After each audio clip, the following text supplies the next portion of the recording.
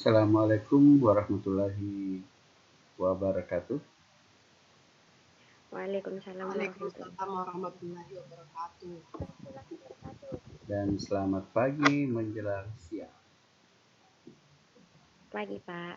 Pagi, Pak. Ya, terima kasih sudah menjawab salam saya. Nah, sekarang kita sudah masuk di pertemuan ke-23 ya. Saya harap mulai sekarang memaki anekdot dan humor di internet atau di buku lain selain buku paket ya. Silahkan tuliskan di buku map plastik, di kertas yang sudah disiapkan di map plastiknya. Oke, jadi minggu depan syaratnya untuk absen ya cukup foto itu, kemudian kirim di grup. Nah itu kalau sudah ada berarti Anda sudah absen. Oke, kita masuk materinya dulu. Kita masuk ke materi. Silahkan dilihat layar monitornya. Oke, ini ya. Jadi kita sudah masuk pertemuan 23 atau pertemuan ketiga selama bab 3. Jadi kita masuk di menganalisis kritik yang disampaikan dalam teks anekdot. Dalam kegiatan sebelumnya ya, kita sudah memahami bahwa salah satu perbedaan ini sudah dibahas minggu lalu antara humor dan anekdot adalah fungsinya. Humor hanya berfungsi untuk menghibur, membuat kita tertawa, membuat kita cekikikan, membuat kita tersenyum. Namun di dalam ceritanya tidak ada pesan yang akan disampaikan, tidak ada sindiran. Ya, jadi sedangkan anekdot berfungsi untuk menyampaikan makna tersirat, biasanya berupa kritikan. Kalau humor tidak ada ini. Dia hanya membuat kita tersenyum, tertawa. Nah, kritik dalam anekdot seringkali disampaikan dalam bentuk sindiran. Apalagi bahasa Indonesia sindiran?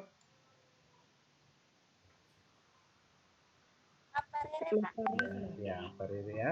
Tidak disampaikan secara langsung dalam bahasanya. Hal itu dilakukan untuk menghindari konflik antara pihak yang menyampaikan sindiran dengan pihak yang disindir. Tujuannya agar pesan yang ingin disampaikan, kritiknya dapat diterima oleh pihak yang dikritisi tanpa menimbulkan ketersinggungan. Untuk itu, pencerita menggunakan ungkapan yaitu berupa kata frasa, ingat frasa kelompok kata, atau kalimat yang bermakna idiomatis, bukan makna sebenarnya. Ya, bukan, jadi makna idiomatis bukan makna sebenarnya. Misalnya kalau saya bilang lihat si Ani itu cantik sekali, mirip Syahrini, ya makna jadi makna idiomatisnya ya itu tadi, mirip Syahrini ya, bukan makna sebenarnya. Jadi bermakna idiomatis maksudnya bukan makna sebenarnya. Contoh kata, ini kata ya, ini kata kursi, makna idiomatisnya kemarin itu adalah jabatan. Takut kursinya diambil orang, jadi ini dalam bentuk kalimat ya. Takut kursinya diambil orang. Oh, takut jabatannya direbut orang lain. Ya. Itu ya, jadi bisa berupa kata, frase, klausa atau kalimat. Makna idiomatisnya ya bukan makna sebenarnya. Berdasarkan identifikasi kata klausa idiomatis dalam tabel di atas dapat disimpulkan bahwa kritik yang disampaikan dalam anekdot tersebut ditujukan para pejabat yang tidak mau atau takut dilengsarkan, takut jabatannya ditinggalkan. Oke, kita disuruh lagi mencari ya, tapi tidak usah karena kita dibatasi waktu. Kalian di rumah, saya di rumah juga. Kita langsung ke ini contohnya kemarin ya. Kita lihat ini Ini sekarang sudah dibacakan toh? Iya. Ya, sudah. Ini. Halo, dengan siapa di sini? Oh, dengan Bapak Anwar. Oh, Bapak Anwar. Apakah Bapak ingin mendapatkan uang tunai sebesar 3 juta rupiah? Wah, mau banget. Gimana caranya? Ya, kerja Pak. Ini kita lihat apa? Nah, ini. Tadi ini judulnya acara TV. Ya. Kalimatnya, jawablah dari pertanyaan penawaran hadiah. Wah, mau banget. Apa makna idiomatisnya? Seseorang yang ingin mendapatkan uang secara instan. Apa itu secara instan? Secara cepat. Ya. Ya, kalau makanan instan ya makanan disajikan secara cepat seperti makanan Indomie ini ya. Terus kalimat berikutnya, kerja Pak. Ya, menyuruh seseorang untuk berusaha dahulu. Ya, menyuruh seseorang untuk berusaha terlebih dahulu. Oke, saya cek dulu ya. Amanda bisa dengar suara saya? Iya, bisa Pak. Kalau Nurfadila Sunarto? Bisa Pak. Bisa ya. Oke, kita lanjut ke materi. Nah, sekarang kita tadi mencari makna idiomatisnya yang tersirat dalam sebuah anekdot. Sekarang kita menyimpulkan. Bagaimana cara menyimpulkan? Oke, perhatikan. Kita ke menyimpulkan.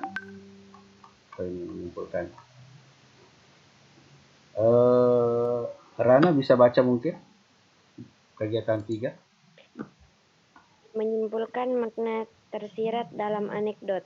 Pada pembelajaran sebelumnya, kamu sudah mempelajari bahwa di dalam anekdot terdapat sindiran yang disampaikan melalui humor. Dalam kegiatan pembelajaran ini, kamu akan belajar menyimpulkan makna tersirat yang disampaikan melalui anekdot. Makna tersirat anekdot berbeda dengan sindiran dan kritikan. Hal ini tentu saja, tetapi lebih mengarah kepada tujuan yang ingin disampaikan oleh si pembuat kritik. Sekarang mari kita perhatikan lagi anekdot dosen yang juga menjadi pejabat berikut ini. Oke. Nah, ini sudah kita bacakan di pertemuan awal ya. Kita langsung saja ke pertanyaan yang dimaksud. Oke. Dalam teks anekdot tersebut, kritik yang disampaikan ditujukan kepada para pejabat yang takut dan tidak mau turun dari jabatannya atau takut kehilangan jabatan. Tujuan yang ingin disampaikan tentu bukan hanya menyindir para pejabat yang tidak mau atau takut kehilangan jabatannya, akan tetapi jauh lebih dari itu, ya, agar para pejabat sadar bahwa jabatan itu ada masanya. Ketika masa jabatan sudah habis, hendaknya para pejabat itu dengan legawa. Ada yang tahu apa itu legawa? Legawa atau legowo. Hendaknya para pejabat itu dengan ikhlas, ya, rela bersedia digantikan oleh orang lain.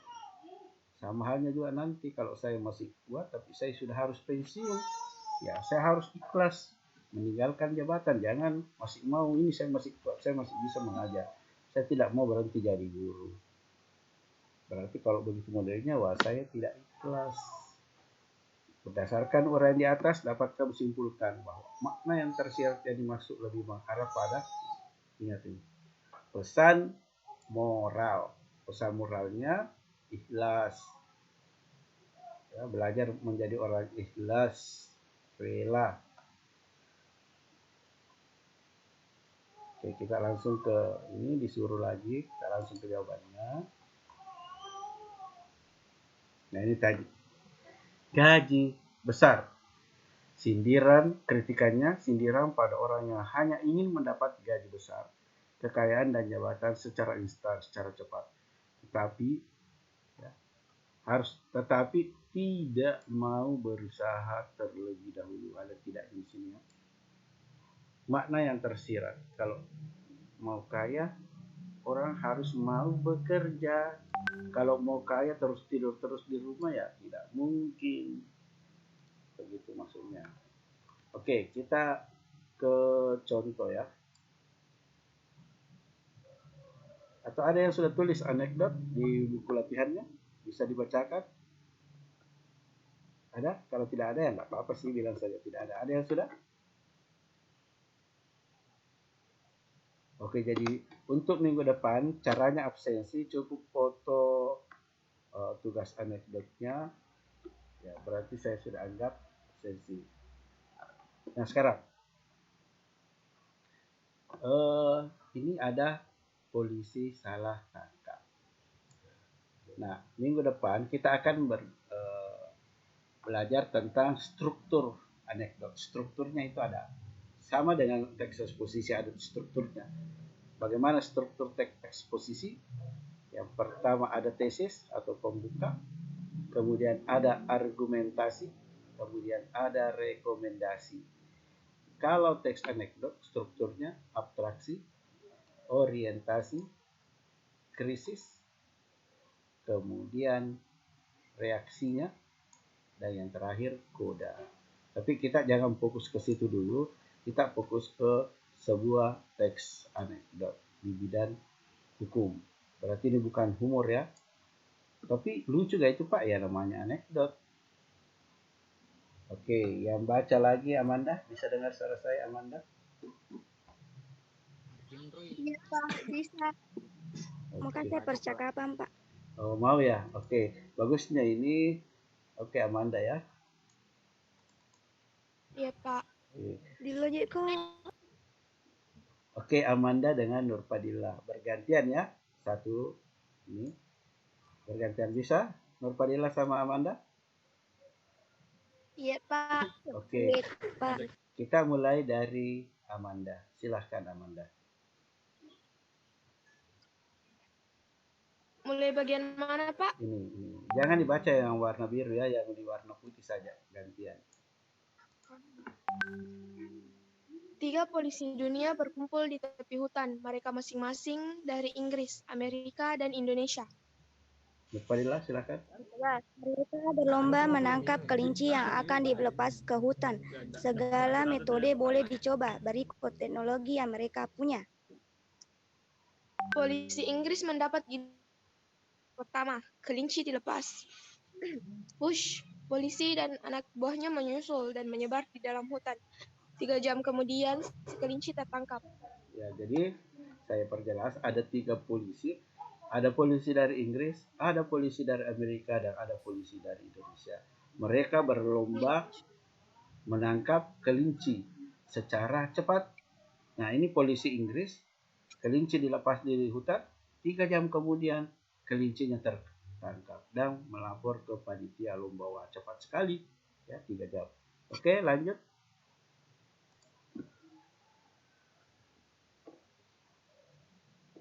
Nurpadilla, baru Amanda lagi. Nurpadilla, Sunato, silahkan. Yang mana, Pak? Kan tadi ini polisi Amerika mendapat. Oh, ini, Pak. Iya. Polisi Amerika mendapat kenapa enggak datang? Oke, silakan. Itu gak, Pak? Cocok nih. Silakan. Polisi Amerika mendapat kesempatan kedua. Lagi-lagi kelinci dilepas. 3 orang polisi mengikutinya ke hutan sambil menenteng peralatan canggih milik FBI. Katanya bisa mendeteksi kelinci dengan akurat dalam radius 1 km. Masa? 2 jam kemudian si kelinci sudah berhasil dibawa keluar hutan. Jadi tadi polisi Inggris 3 jam berhasil menangkap kelinci. Ternyata polisi Amerika lebih cepat lagi. 2 jam sudah bisa menangkap kelinci. Bagaimana dengan polisi Indonesia? Silahkan dibaca. Polisi Indonesia. Polisi Indonesia mendapat giliran terakhir. Hanya seorang polisi saja yang bersiap. Wush, kelinci melesat masuk hutan. Polisi mengikuti tanpa peralatan apapun. Hanya 5 menit si polisi menyeret keluar seekor beruang yang nangis berteriak. Ampun, Pak, ampun. Saya jangan dipukuli. Sayang aku deh, saya kelinci. Ya, polisi Indonesia jangankan 1 jam, hanya 5 menit sudah keluar, tapi bukan kelinci yang dibawa, melainkan beruang yang mengaku sebagai kelinci. Ya, makanya dia menangkap beruang karena mengaku sebagai kelinci. Polisi Inggris dan Amerika tercengang melihat apa yang dilakukan oleh polisi Indonesia yang menyeret beruang, yang menangis minta ampun dan mengaku sebagai kelinci. Nah, di sini kan tadi polisi, ya, Koda itu penutup. Nah, di sini anekdot tersebut merupakan kritikan, kita simpulkan, ya, terhadap kepolisian Indonesia, ya, kritikannya terhadap kepolisian Indonesia dan harapan dari masyarakat agar teliti dan hati-hati dalam bertindak. Jangan sampai seperti polisi Indonesia, ya. Jangan sampai orang yang tak bersalah mendapat hukuman. Jadi tadi ini hanya karena beruang mengaku sebagai kelinci, maka dia menangkapnya tanpa melihat bagaimana bodi kelinci yang sebenarnya. Ya, mungkin polisinya tidak pernah melihat kelinci. Tiba-tiba di hutan dia menemukan beruang mengaku sebagai kelinci, maka itulah yang dia tangkap. Jadi dia tidak teliti. Oke. Nah, tadi itu anekdot. Sekarang teks humor. Siapa lagi yang baca? Rana dengan saya, ya. Rana dengan saya. Atau ada yang mau sekali membaca? Oke, saya mau dengan Rana. Oke, saya baca dulu judulnya baru Rana. Per paragraf, ya. Kelahiran anak. Ini humor, berarti tidak ada sindirannya, hanya membuat kita tertawa. Oke, silahkan Rana. Judulnya. Di rumah sakit, 4 orang calon ayah sedang sibuk mondar-mandir di lorong menunggu istrinya masing-masing yang sedang melahirkan. Oke, ya, saya lagi. Jadi ada 4 calon ayah menunggu istrinya yang mau melahirkan. Kemudian seorang perawat keluar dan berkata kepada calon ayah yang pertama, "Selamat, Bapak memiliki anak kembar." Wah, kebetulan sekali ya. Saya bekerja di JKT with Twins, Jakarta. Ya, Jakarta ini JKT. Twins itu bahasa Inggris kembar, Jakarta kembar. Jawabnya. Ya. Tidak lama kemudian, perawat keluar kembali memberitahu calon ayah kedua. "Selamat, Pak. Anda adalah ayah dari 3 orang anak kembar." Wow, itu sangat luar biasa sekali. Karena saya bekerja di Triple M Corporation, kata ayah kedua. Itu dengan gagung. Lanjut, Rana. Rana, silakan dibaca. Setelah setengah jam kemudian perawat kembali lagi dan berkata Setelah setengah jam kemudian perawat kembali untuk berkata kepada calon ayah ketiga, "Selamat untuk Bapak, anak Bapak adalah kembar 4. Saya sangat tidak mempercayainya. Ini begitu luar biasa kebetulan karena saya adalah pekerja 4 musim. Saya sangat senang sekali," kata si ayah ketiga. Ya, ayah ketiga ini kembar 3 anaknya. Tadi kembar 2, kemudian kembar 3 gitu. Nah, ternyata yang ayah keempat mendapatkan 4 orang anak kembar 4. Nah, sangat tidak mempercayainya, begitu luar biasa. Kebetulan saya bekerja 4 musim. Kalau yang kembar 2 kerja di JKT Twins. Kalau yang kerja ketiga, anak kembarnya, anaknya 3 kerja di Triple Corporation. Sedangkan yang anaknya kembar 4 kerja di 4 musim. Okay. Setelah itu Kan ada 4, masih ada 1 ayah. Ketika ayah tadi semua matanya tertuju pada calon ayah keempat. Pingsan. Wah, kenapa ini calon ayah keempat pingsan? Ada apa? Mereka menghampiri dan mencoba membangunkannya. Tidak lama kemudian, si calon ayah keempat itu mulai siuman atau mulai sadar dan berkata, "Saya menyesal karena mengambil pekerjaan di PT Abadi 5.000. Kenapa dia pingsan? Karena kira anaknya 5.000. Karena tadi ini yang kembar tiga anaknya kerja di Triple M. Yang kembar 2 kerja di JKT Twins. Nah, belum ditanya sama perawat, ayah keempat pingsan nih mami. Kenapa dia pingsan? Karena dia kerja di PT Abadi per 5.000. Karena tadi ini sesuai dengan pekerjaannya, berarti dari kira-kira nanti diberita anaknya 5.000. Nah, ini humor ya, tidak ada sindiran. Teks humor tersebut hanya bertujuan menghibur pembaca agar pembaca tertawa karena isi ceritanya konyol. Ya. Banyak anak kembar yang lahir tergantung dan berhubungan dengan angka pada nama tempat calon ayah bekerja.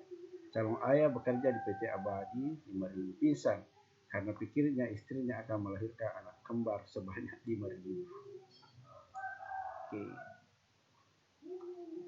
Nah, sampai di sini ada yang mau ditanyakan? Oke, tidak ada ya? Kalau tidak ada, silahkan nyalakan videonya supaya kita absensi. Amanda, Nurul Kalbi, Nurul Haq, tinggal Nurul Haq yang belum nyala. Nurul Haq, ayo, bang share Nurul Haq. Oh, Nurul Haq. Oke, saya absensi ya tanpa Nurul Haq. 1, 2, 3.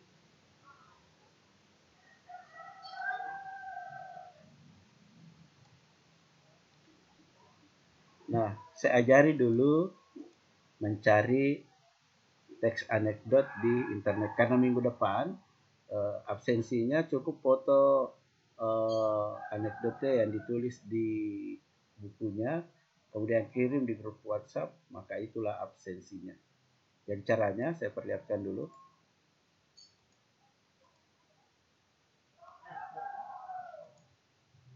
Kita kasih lihat ya. Ya, bisa juga ambil di buku lain ya. Kalau misalnya tidak ada koneksi internetnya. Oke, cari di Google. Kemudian kamu ketik contoh teks anekdot dan humor. Ini kelihatan di layarnya? Ini kelihatan di layarnya ya? Kelihatan. Ya, kelihatan di Google. Nah, kemudian atau anekdot mau dulu, contoh teks anekdot. Cukup ambil nih, ambil satu saja teks anekdot. Nah, ini ada contohnya. Ya, mana teks anekdotnya? Cari, kemudian tulis di buku latihannya. Ya, ini nasib maling sandal. Ya, ini anekdot. Jadi satu anekdot, satu humor. Tulis. Setelah ditulis, ya cari lagi teks humor. Ya, kita cari lagi Google.